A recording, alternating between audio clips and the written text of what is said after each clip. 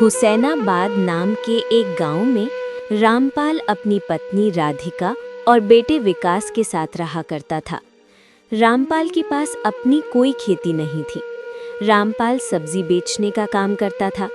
उस गांव में शहर से एक सेठ अक्सर आता और गांव वालों का अनाज खरीदता था और गांव वाले उस सेठ को ही अपना अनाज बेचते थे। एक दिन सेठ को उस गांव में ही शाम हो जाती है। वो सोचता है, क्या करूं? आज तो बहुत देर हो गई है। आज तो समय का पता ही नहीं चला। अगर मैं अब निकलूंगा तो पता नहीं शहर कब पहुंचूंगा। मुझे लगता है आज रात मुझे इसी गांव में रुकना होगा। लेकिन मैं किसके घर पर रुकूं? वैसे तो ज़्यादातर गांव वाले मेरे जान पहचान के ही हैं। अक्सर मैं इन्हीं से तो अनाज खरीदता हूं। लेकिन अगर मैं उनमें से किसी के घर में रुका तो किसान के भाव बढ़ जाएंगे। ये किसी का एहसान लेने जैसा हो जाएगा और मुझे अगली बार कम पैसे में अनाज खरीदना पड़ेगा। नहीं, इन किसानों से जान पहचान बढ़ाना अच्छी बात नहीं। इसमें मेरा ही घाटा होगा। तभी वहां से रामपाल जा रहा होता है और सेठ जी को रास्ते में देख रामपाल बोलता है, अरे सेठ जी, आप तो शहर वाले सेठ जी हो ना? आप अभी तक गए नहीं? अब तो बहुत शाम हो गई है। कुछ ही देर में रात हो जाएगी। आपको निकल जाना चाहिए था। वैसे आप यहाँ कर क्या रहे हैं? कुछ परेशानी है क्या? रामपाल को देख सेठ सोच में पड़ जाता है और मन ही मन सोचता है, मुझे लगता है मुझे इस रामपाल उनकी मदद लेनी चाहिए। वैसे भी ये तो सब्जी बेचता है। इससे आज तक मैंने ना सब्जी खरीदी है और ना ही मुझे कोई ज़रूरत है। गांव में किसी के पास मदद मांगूंगा तो बदले में अनाज कम पैसे से लेना होगा। लेकिन अगर इससे मदद मांगूंगा तो इसके बदले में ये कुछ नहीं मांगेगा, क्योंकि इसकी खेती तो है ही नहीं। तो ये मुझे अनाज कहाँ से बेचेगा? अच्छा मौका मिला है, इसके घर ठहर जाता हूँ। मेरा आज का काम निकल जाएगा और रहने का बंदोबस्त भी हो जाएगा। हाँ रामपाल, देखो ना, शाम हो गई है। मैं वही सोच रहा था कि आज रात मुझे इसी गांव में रुक जाना चाहिए। इतनी रात गए यहाँ से निकलना मुझे सही नहीं लग रहा, क्योंकि मेरे पास कुछ धन भी है। रात गए रास्ते में पता नहीं कोई चोर मिल गए तो। इसलिए मैं सोच रहा था कि यहीं रुक जाऊं। लेकिन मुझे समझ नहीं आ रहा कि मैं किससे मदद मांगूं, किसके घर पर रुकूं। पता नहीं कोई इस बात के लिए राजी होगा भी या नहीं, और मुझे किसी को तकलीफ देना अच्छा भी नहीं लगता। इसलिए मैंने सोचा कि इस गांव में ही कहीं कोना देखकर रात गुजार लूंगा। अरे नहीं सेठ जी, आप कैसी बातें कर रहे हैं? आप तो हमारे लिए मेहमान जैसे हैं। आप एक काम करिए, मेरे ही घर चलिए। आप रात भर मेरे यहाँ रुक जाइए, कल सुबह होते ही चले जाना। नहीं रामपाल, तुमने कह दिया इतना ही काफ़ी है। मैं किसी को तकलीफ नहीं देना चाहता। तुम्हारा भी तो परिवार है ना। तुम्हारी पत्नी को इस बात से तकलीफ होगी। रहने दो, मैं यहीं ठीक हूँ। अरे नहीं सेठ जी, हमें कोई तकलीफ नहीं है और ना ही मेरी पत्नी को तकलीफ होगी। आप उसकी फिक्र मत करिए। आप चलिए मेरे साथ। और वैसे भी हमारा घर 2 कमरे का है। आप एक कमरे में रह जाना, मैं और मेरा परिवार एक कमरे में सो जाएगा। कोई दिक्कत नहीं है। आप चलिए मेरे साथ। अच्छा ठीक है, अब तुम इतना कह रहे हो तो मैं चलने के लिए तैयार हूँ। वैसे रामपाल, तुम्हारा बहुत बहुत शुक्रिया। तुम्हारा तो मुझसे कोई लेन देन भी नहीं है, फिर भी तुमने मेरी इतनी मदद की। सचमुच तुम बड़े ही नेक दिल हो। सेठ भानु प्रताप को लेकर रामपाल अपने घर जाता है और अपनी पत्नी को सारी बातें बताता है। जी ठीक है, कोई बात नहीं। आज की रात की ही बात है ना। वैसे भी रात में बाहर रुकना भी सही नहीं है। आपने ठीक किया। वैसे मैं खाना बनाने जा ही रही थी, उनके लिए भी बना देती हूँ। वो अभी तो भूखे ही होंगे ना। हाँ राधिका, उनके लिए भी खाना बना दो। राधिका खाना बनाने लगती है। फिर सभी लोग बैठकर खाना खाते हैं। खाना खाने के बाद सेठ भानु प्रताप एक कमरे में बड़े आराम से सो जाता है और फिर दूसरे दिन, अच्छा रामपाल, अब मैं चलता हूँ। तुम्हारा बहुत बहुत शुक्रिया रामपाल। तुमने मेरे लिए बहुत अच्छी व्यवस्था की। खाना भी बहुत स्वादिष्ट था। तुम्हारा धन्यवाद। कोई बात नहीं सेठ जी, अब आप जाइए और आराम से जाना। सेठ वहां से चला जाता है और फिर ऐसे ही कई दिन गुजर जाते हैं। सेठ फिर से गांव में अनाज खरीदने के लिए आता है। उस दिन भी उसे शाम हो जाती है, तो सेठ सोचता है, एक काम करता हूँ, रामपाल के घर ही चला जाता हूँ। मुफ्त का खाना भी मिल जाता है और रात भर रहने का भी इंतजाम हो जाता है। कल सुबह चला जाऊंगा और वैसे भी रामपाल मुझे मना नहीं करेगा। यही सोचकर सेठ रामपाल के पास जाता है और उसे बोलता है, रामपाल, मुझे आज देरी हो गई है, क्या मैं आज रात के लिए तुम्हारे घर रुक सकता हूँ? हाँ हाँ सेठ जी, क्यों नहीं आप रुक सकते हैं। आइए ना, आप भीतर आइए, बाहर क्यों खड़े हैं। उस दिन भी कमला सेठ के लिए खाना बनाती है और सेठ खाना खाकर बड़े ही आराम से सो जाता है और दूसरे दिन निकल जाता है। ऐसे ही दिन गुजरते चले जाते हैं और ये सिलसिला ऐसे ही चलने लगता है। अब भानु प्रताप ने अपने रहने का ठिकाना रामपाल के घर को ही बना लिया था। अब तो वो सीधे सीधे रामपाल के घर जाने लगा। एक दिन ऐसे ही भानु प्रताप रामपाल के घर आकर बोलता है, अरे रामपाल, बहुत तेज भूख लगी है, अपनी पत्नी से कहकर मेरे लिए खाना बनवा दो। जी सेठ जी, मैं अभी कहता हूँ। रामपाल अपनी पत्नी से कहता है तो राधिका बोलती है, ये क्या है जी, अब ये तो हर बार हमारे ही घर आने लगे हैं। हमारा घर क्या कोई धर्मशाला है? एक बार हो गया, 2 बार हो गया, पहले ही हम जैसे तैसे अपना गुजारा करते हैं, ऊपर से ये सेठ आए दिन आ जाता है। ये नहीं कि हमारी थोड़ी मदद कर दे, थोड़ा बहुत अनाज हमें दे दे, लेकिन नहीं, मुझे लगता है सेठ ने जानबूझकर हमारा घर चुना है ताकि उनको घाटा ना हो और मुफ्त में इनका काम बन जाए। गांव में और भी तो घर हैं और बहुत सारे लोग तो इससे व्यापार करते हैं, अपना अनाज बेचते हैं। ये उन लोगों के घर जाकर क्यों नहीं रुकते? बार बार ये हमारे घर क्यों आ जाते हैं, जबकि हमारा तो उनसे कोई लेन देन भी नहीं है। राधिका, जरा धीरे बोलो, वो सुन लेंगे तो अच्छा नहीं लगेगा। जाने दो ना उन्हें, जरूरत है। बेचारे व्यापार करने हमारे गांव में आते हैं। उनका तो शहर में बहुत बड़ा घर है, लेकिन फिर भी वो हमारे घर पर ठहरते हैं। उनकी मजबूरी है राधिका, नहीं तो वो हमारे घर पर क्यों ठहरते। तुम उनके बारे में ऐसा मत सोचो। जब मैंने उन्हें पहली बार घर आने के लिए कहा था तो वो मना कर रहे थे। वो खुद नहीं आना चाहते थे। वो तो मैं ही था जो ज़बरदस्ती उन्हें हमारे घर ले आया। वो तो बाहर ही रुक रहे थे। अब तुम ही बोलो राधिका, अच्छा लगता है क्या? आप भी ना बाहर रुक रहे थे तो रुकने देते। वो कौन सा आपके रिश्ते में है जो बार बार उन्हें घर पर लेकर आते हो? और अब तो वो पूछना भी जरूरी नहीं समझते, सीधे सीधे आ जाते हैं जैसा कि उनका ही घर है। ये तो कोई बात नहीं हुई। छोड़ो ना राधिका, वो कौन सा रोज रोज हमारे घर आते हैं। कभी कभी देर हो जाती है तो आ जाते हैं। आप भी क्या बोले जा रहे हैं? कितने दिन हो गए वो हमारे घर, न जाने कितनी बार आ चुके हैं। अब ये तो हमेशा का ही हो गया है। आपसे कुछ भी बोलने का कोई फायदा नहीं, आप तो अपनी ही चलाएंगे ना। जाइए, आप बाहर जाकर उनके पास बैठिए। राधिका खाना बनाने लगती है। उसके बाद वो सेठ खाना खाकर फिर से आराम से सो जाता है और सुबह होते ही निकल जाता है। एक दिन राधिका अपने पति से कहती है, सुनिए जी, हमें हमारे भविष्य के बारे में सोचना चाहिए, विकास के बारे में सोचना चाहिए। सब्जी बेचकर हमें कितना कम मुनाफा होता है। गांव में तो लोग सब्जियां खरीदते ही नहीं हैं, बिल्कुल ना के बराबर सब्जियां खरीदते हैं। इतने पैसे से हमारा गुजारा भी नहीं हो पाता। आपको नहीं लगता आपको कुछ और सोचना चाहिए? तुम सही कह रही हो राधिका, लेकिन मैं और कौन सा काम करूं? हमारे पास जमीन भी तो नहीं है। अगर होती तो मैं खेती ही कर लेता। माना कि हमारे पास जमीन नहीं है, लेकिन दिमाग तो है ना। आप गांव में सब्जियां बेचते हैं, इससे अच्छा आप शहर जाकर सब्जियां बेचिए, क्योंकि आप उस जगह सब्जियां बेच रहे हैं जहां लोगों को ज़रूरत भी नहीं है। गांव के लोग तो सब्जियां बहुत कम खरीदते हैं, लेकिन शहर में लोगों को अक्सर सब्जी की ज़रूरत होती है। शहर के लोग रोज़ सब्जियां खरीदते हैं, तो मुझे लगता है अगर आप शहर जाकर सब्जियां बेचेंगे तो हमारा मुनाफा ज़्यादा होगा और शहर में दाम भी बहुत अच्छा मिलता है। और आप उन्हें ताज़ा सब्जियां देंगे तो देख लेना, हमारी सब्जी का व्यापार बहुत अच्छे से चलने लगेगा। अगर हमें ज़्यादा मुनाफा चाहिए तो यही करना होगा। हाँ राधिका, तुम बिल्कुल सही कह रही हो। मैं शहर जाकर सब्जियां बेचता हूँ, लेकिन राधिका, शहर तो बहुत दूर है।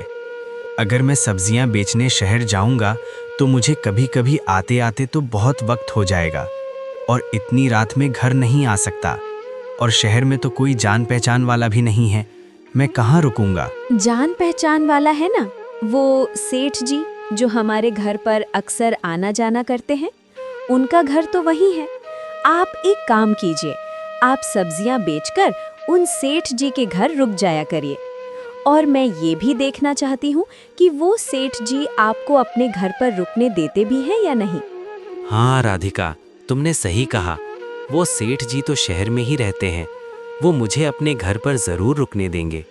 वैसे भी वो इतने दिनों से हमारे घर पर आ रहे हैं, तो वो मुझे क्यों मना करेंगे? आप बहुत भोले हो, आप लोगों को नहीं जानते। आप देख लेना, मुझे नहीं लगता कि वो आपको अपने घर पर रुकने देंगे। देख लेना, जरूर कोई ना कोई बहाना बनाकर आपको भगा देंगे। मैं लोगों को अच्छी तरह से जानती हूँ। लोग बहुत एहसान फरामोश होते हैं। जब उनको जरूरत थी तब वो मीठी मीठी बातें करके हमारे घर तो आ गए, लेकिन जब आपको जरूरत पड़ेगी तो वो आपके काम नहीं आएंगे। नहीं राधिका, तुम गलत सोच रही हो। सेठ जी बहुत अच्छे हैं, उनके मन में ऐसा कुछ नहीं है। तुम देख लेना, अब जब मुझे ज़रूरत पड़ी है तो वो भी मेरी सहायता ज़रूर करेंगे। शहर जाकर मैं उन्हीं के घर रुकूंगा, और मुझे पूरा यकीन है कि सेठ जी मुझे उनके घर पर रुकने के लिए ज़रूर कहेंगे, और तो और मेरी खातिरदारी भी करेंगे, क्योंकि हमने भी उनकी खातिरदारी में कोई कमी नहीं रखी थी। देख लेते हैं कि आप सही निकलते हो या मैं।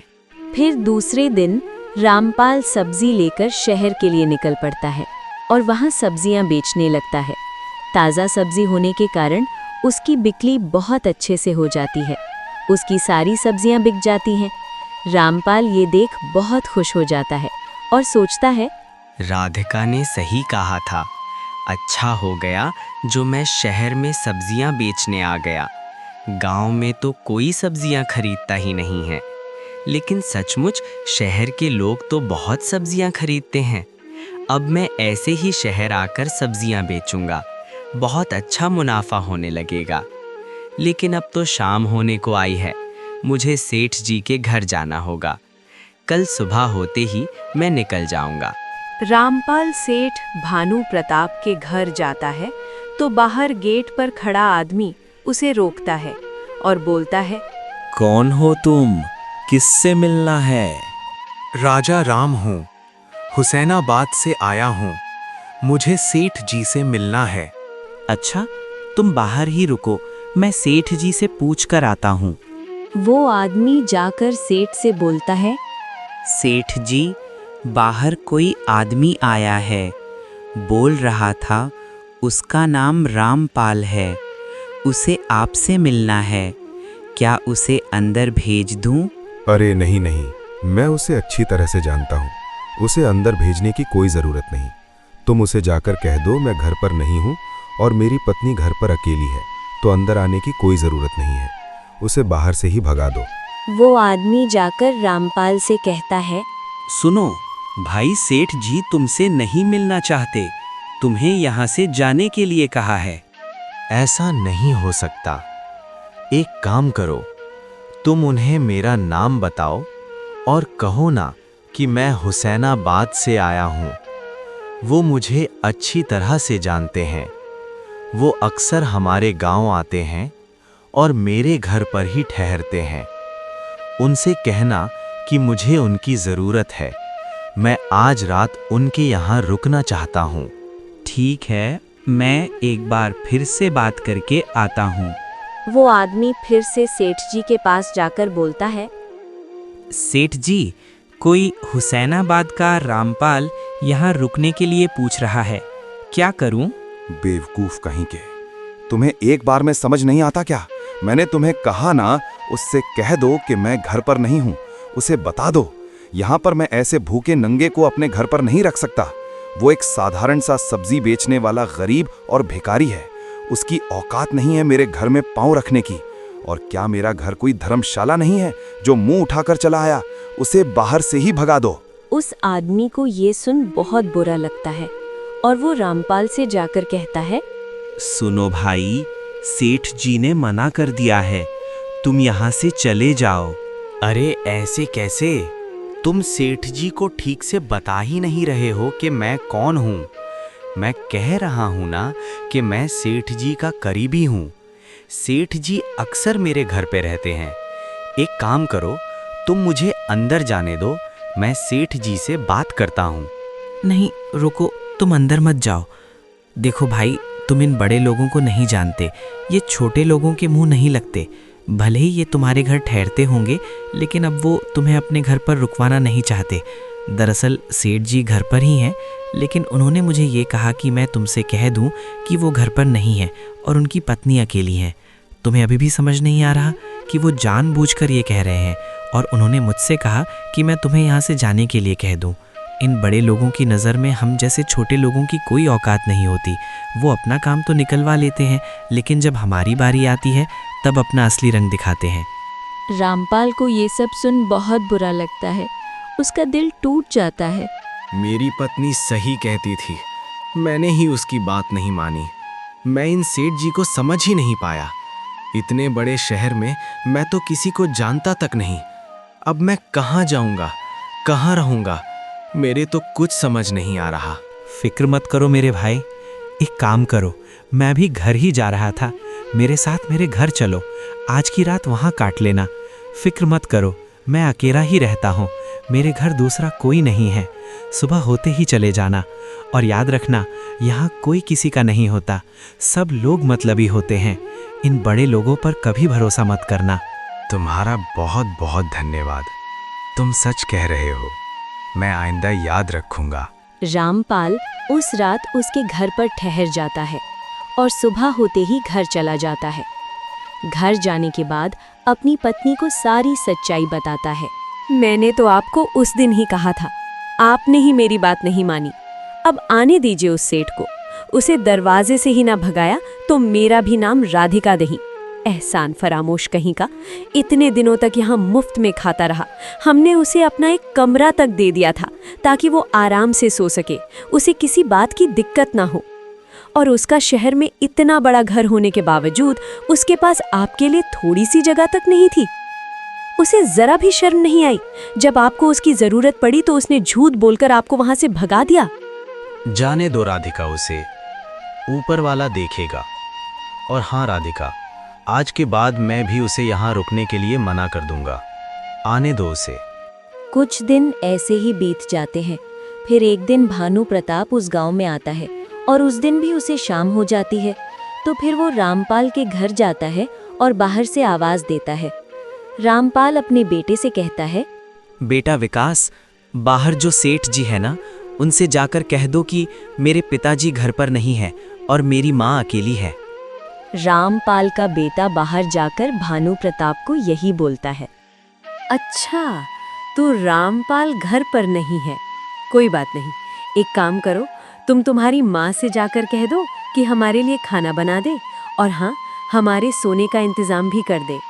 विकास जाकर अपने पिता से कहता है, नीच कहीं का, इसे शर्म है भी या नहीं?